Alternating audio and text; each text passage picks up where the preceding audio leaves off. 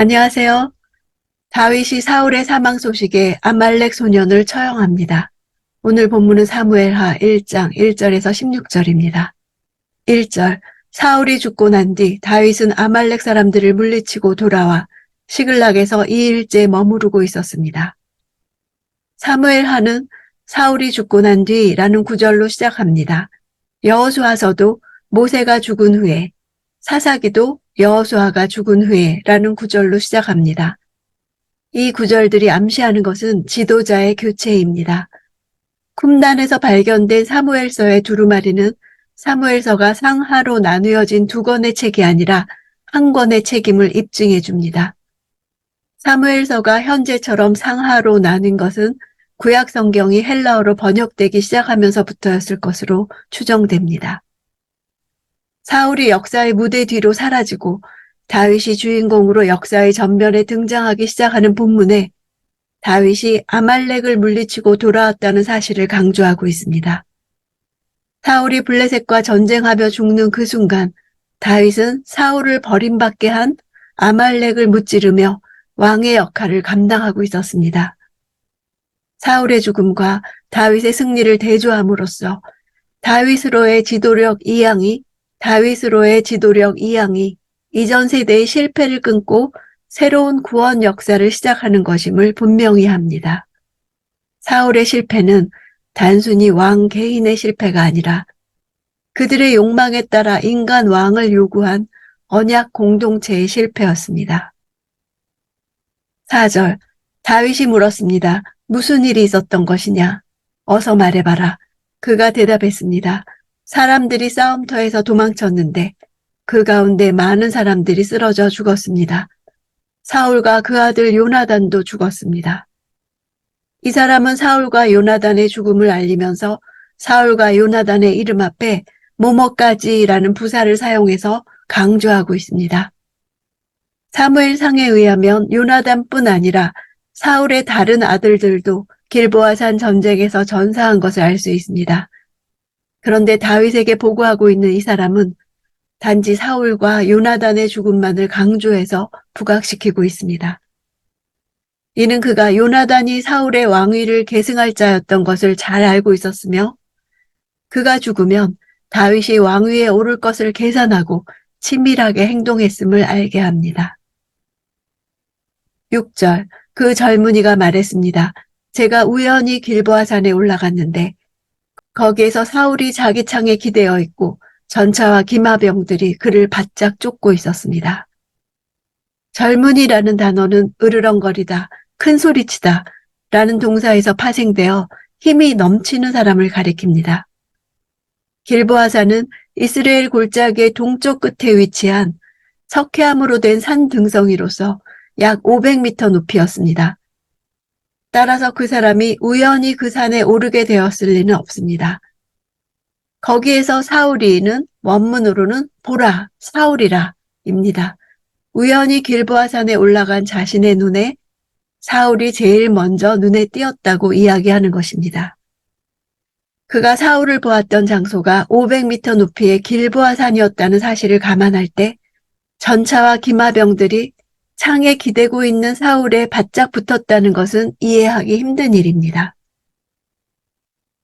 7, 8절 그런데 사울이 뒤돌아 저를 보시며 부르시기에 제가 여기 있습니다 하고 말했습니다. 그랬더니 저더러 누구냐고 물어보아서 아말렉 사람이라고 대답했습니다. 사무엘상에서 실제로 사울이 불렀던 자는 자신의 병기든 자입니다. 더구나 사울은 자신이 할례 없는 자에게 죽는 것을 모욕으로 생각했는데 할례 없는 아말렉 사람에게 자신을 죽여달라고 부탁했다는 것은 이치에 맞지 않습니다. 상황 파악을 제대로 하지 못한 젊은이는 자신이 다윗의 대적 사울에게 죽음을 안겨주었음을 강조하면서 자신의 공로를 높이려는 의도로 이야기한 것입니다. 9절 그러자 그가 제게 내 옆으로 와서 나를 죽여다오. 내게 아직 목숨이 붙어 있어서 고통스럽구나 하셨습니다. 고통스럽다는 단어는 원래 옷을 짜다라는 동사에서 나와서 실이 촘촘히 짜여 옷감이 만들어지듯이 복잡하게 얽혀 풀 수 없는 사울의 내적 고통과 경련을 나타냅니다. 육체적인 고통과 아울러 무력해진 자신의 모습과 블레셋 사람들이 가할 치욕적인 죽음으로 인한 견딜 수 없는 고통이었다고 할 수 있습니다. 10절. 제가 보니 그가 이미 엎드러진 뒤라 살아날 가망이 없어 보여서 다가가서 그를 죽였습니다. 그리고 그 머리에 있던 왕관과 팔에 있던 팔찌를 벗겨 이렇게 내 주께 가져왔습니다. 그는 죽은 사울에게서 왕권의 표식인 왕관과 팔찌를 취하고 죽은 사울을 버려둔 채 온 것입니다. 왕관이란 단어는 구별, 성별이란 뜻입니다. 단순히 관을 의미하는 것이 아니라 쓴 자의 권위뿐 아니라 그 직무의 거룩한 성격도 암시되어 있습니다.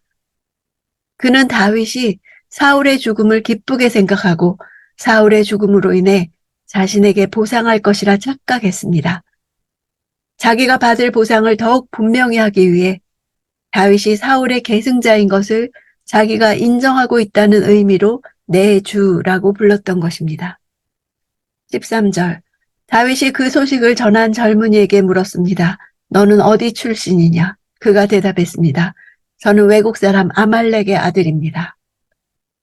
외국 사람은 이스라엘 땅에 오랜 기간 체류하며 여호와의 종교까지 받아들인 귀화한 외국인을 가리키는 말입니다. 따라서 그는 다윗이 사울에게 크게 미움을 받았다는 사실뿐만 아니라 그가 사울에 의해 목숨의 위협을 받아왔다는 사실까지도 알고 있었을 것입니다. 젊은이에게 어디서 오는 길이냐, 너는 누구냐, 어디 출신이냐 3번이나 질문하는 것은 그의 이름이 아니라 그의 출신이 중요했기 때문입니다. 14절. 다윗이 그에게 말했습니다. 내가 어떻게 감히 내 손으로 여호와께서 기름 부으신 사람을 죽이는 것을 두려워하지 않았느냐. 감히 내 손으로라는 표현은 다윗 자신도 두려워서 죽일 수 없었던 기름 부음 받은 사울 왕을 어떻게 일개 아말렉 사람이 죽일 수 있느냐는 한탄과 분노가 담겨져 있습니다. 죽이는 것이란 단어는 고의적인 살인을 가리킬 때 쓰는 말입니다. 두려워하지 않았다는 것은 사울에게 기름 부으신 여호와의 존재를 인정하지 않고 경멸히 여긴 것을 뜻합니다. 16절. 다윗은 그에게 이렇게 말했습니다. 내 피가 내 머리에 있을 것이다. 내가 내 입으로 내가 여호와께서 기름 부으신 사람을 죽였다고 스스로 죄를 시인했다. 내 피가 내 머리에 있다는 말은 살인죄에 대한 형벌을 가리키는 전형적인 표현입니다. 다윗의 선고는 피 흘림의 죄는 당사자의 피로만 속죄될 수 있음을 말하는 것입니다. 사울의 죽음에 대한 진상을 다루고 있는 사무엘상 기록과 비교할 때 오늘 본문은 사울의 죽음을 객관적으로 묘사하려는 데 목적이 있는 것이 아닙니다.